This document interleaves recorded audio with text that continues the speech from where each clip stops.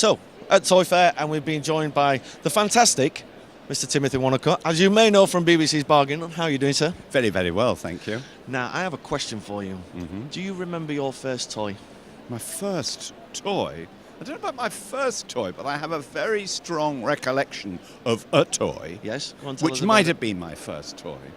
And it was a pedal car, and it was a pale blue Jeep. And it had its own fuel tank in the back with a spare wheel.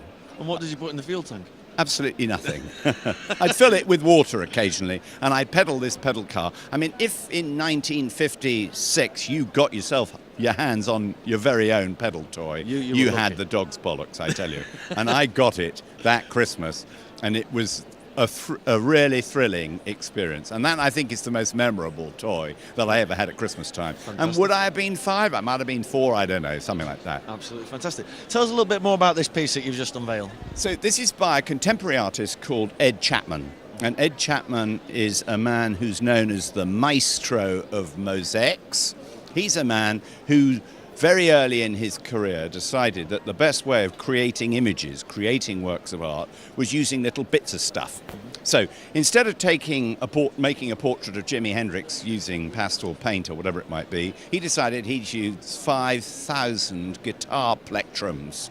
And that took some time. Hey, it did. And it used up the world's supply of plectrums too. I bet they went up in price.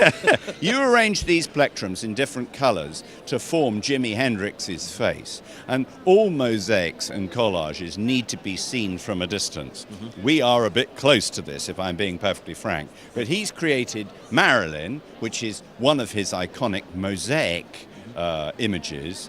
But he's done it for Galt using Galt's toy and play materials. That's the whole point, that it looks like a mosaic and basically is a mosaic type, but it's actually a montage. So all these little plastic wheels, all these elements within it, you would buy in a Galt pack, where you to go into a high street shop and buy Galt's excellent toys. Cool. But what he's done is to illustrate what you can do with Galt's artistic range, if you like, in creating a contemporary work of art.